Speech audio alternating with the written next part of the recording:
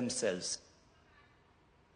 तो जाना आपने किस तरीके से लगातार जो देश है वो नए आर्थिक मुकाम की तरफ आगे बढ़ रहा है और इसमें अलग अलग कारक हैं जो कि फिलहाल नजर आते हैं। इस पर चर्चा के लिए हमारे साथ बेहद ही खास मेहमान जुड़े हैं प्रख्यात अर्थशास्त्री प्रोफेसर सचिन चतुर्वेदी जी, जो कि महानिदेशक हैं RIS फॉर डेवलपिंग कंट्रीज। बहुत बहुत स्वागत आपका सचिन जी।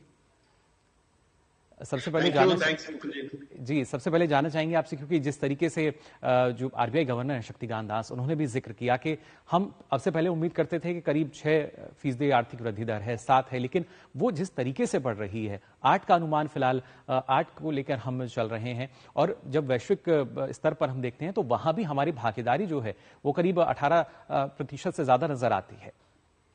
बिल्कुल सही कह रहे हैं। और जैसा कि शक्तिकांत दास जी ने अपने भाषण में कहा कि अगर आंकड़ों को एक तरफ अगर छोड़ भी दें तो जो मुख्य संदेश उनके भाषण का है वो दो बातों को, अगर उनको दो शब्दों में मैं सारगर्भित करना चाहूं तो गवर्नर ने बिल्कुल क्लियरली कहा है कि ये सुशासन का परिणाम है और ये जन केंद्रित नीतियां जो पिछले वर्षों में अपनाई गई हैं उनका परिणाम है। तो सुशासन और जन केंद्रित नीतियों के आधार पर यदि हम आर्थिक व्यवस्था और उसके विकास की बात करें तो गवर्नर ने 3 बातें कही हैं। सबसे पहली बात कि हम एक स्ट्रक्चरल ट्रांसफॉर्मेशन में जा रहे हैं। वो स्ट्रक्चरल ट्रांसफॉर्मेशन क्या होता है, कैसा होता है स्ट्रक्चरल ट्रांसफॉर्मेशन?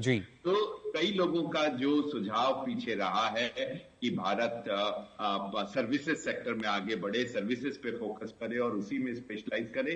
गवर्नर ने कल उसको सिरे से खारिज किया है। उन्होंने कहा है कि भारत एक ऐसा प्लुरैलिटी वाला देश है जहां सबका स्पेशलाइजेशन अलग है।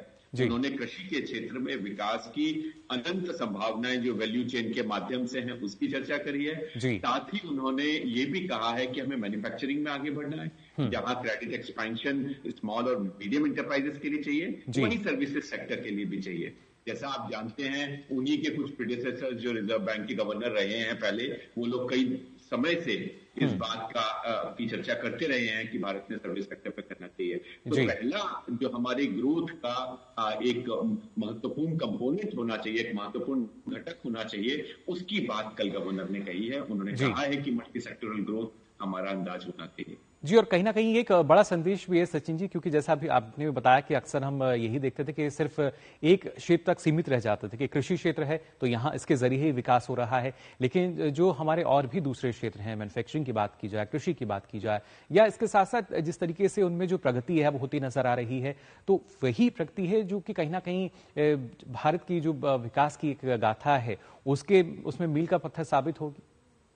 बिल्कुल सही कह रहे हैं मुकुल जी, क्योंकि अगर आप देखें पिछले 10 वर्षों में सरकार का लगातार प्रयास रहा है कि गवर्नमेंट एक्सपेंडिचर, सरकारी खर्चा जो है और वो भी जो कैपिटल सेक्टर में है उसको बढ़ाया जाए, राज्यों को भी प्रोत्साहित किया जाए कि वो कैपिटल एक्सपेंडिचर पे ध्यान दें। तो आपने देखा होगा जिन राज्यों ने केंद्र सरकार की इस बात के साथ हामी भर के कदम से कदम बढ़ाए हैं, वो चाहे उड़ीसा हो, चाहे मध्य प्रदेश हो, तेलंगाना हो, आप देखते हैं कि कैपिटल एक्सपेंडिचर जहां जहां बढ़ा है वहां विकास के स्पिलओवर इफेक्ट्स तेजी से निकल करके आए हैं।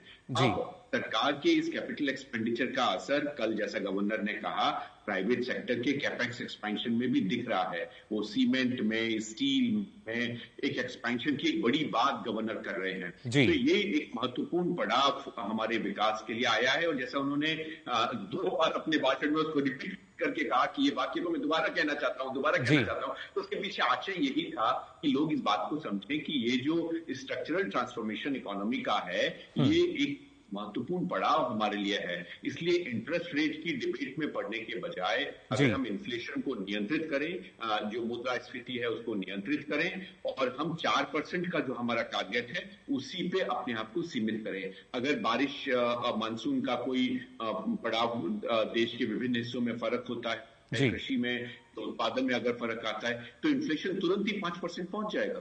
तो 5% वो न पहुंचे, हम 4 के आसपास ही रहें, जिसकी गवर्नर ने संभावना जताई है। तो मुझे लगता है कि ये जो स्ट्रक्चरल ट्रांसफॉर्मेशन की बात हुई है ये अत्यंत महत्वपूर्ण है। जी बिल्कुल, और इसके साथ साथ सचिन जी उन्होंने GST को लेकर भी बोला कि आजादी के बाद से अगर देखा जाए तो जो तमाम सुधार हुए हैं, बड़े सुधार, उनमें से एक है GST को लागू करना। और उसके जरिए भी उन्होंने बताया कि कैसे हमारे देश में एक पूरी तरीके से एस्टेब्लिश सिस्टम जो है अब ये बन चुका है।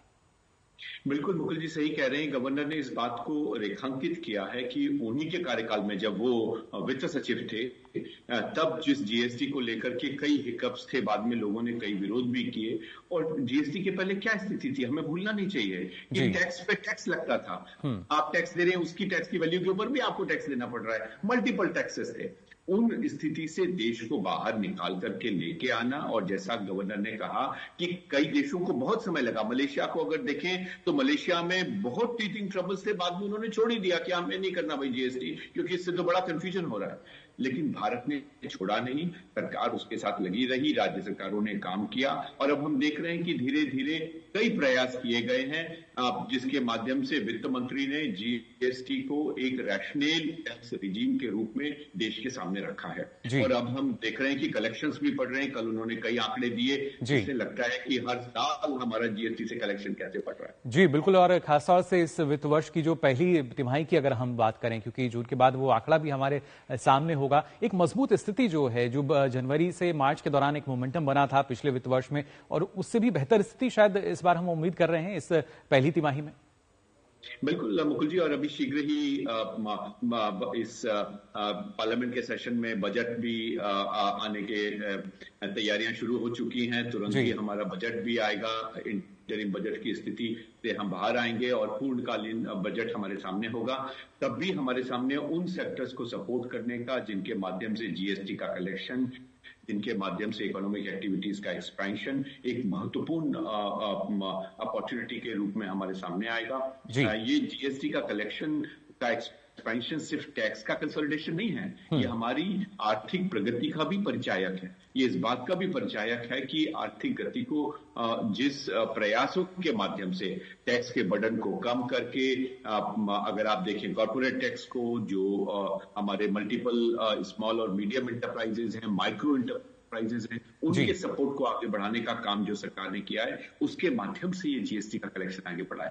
तो ये जो सबकी सहभागिता के साथ विकास की बात हम बार बार करते हैं, वही हमारी इन आंकड़ों के माध्यम से सामने आ रहा है। जी बिल्कुल, जो तमाम आंकड़े हैं वो इस बात की ओर इशारा ही कर रहे हैं कि जो आर्थिक वृद्धि दर की बात की जाए, जो अलग अलग कारक हैं, जीएसटी की बात करें, महंगाई को नियंत्रित किया जाए, ये तमाम कारक हैं जो कहीं ना कहीं देश को विकसित भारत की तरफ और आगे बढ़ा रहे हैं और हमारे देश को विश्व की तीसरी सबसे बड़ी आर्थिक शक्ति के तौर पर अग्रसर करने की भी पूरे जो प्रयास हैं वो नजर आते हैं। फिलहाल बहुत बहुत शुक्रिया सचिन जी आपका हमारे साथ जुड़ने के लिए।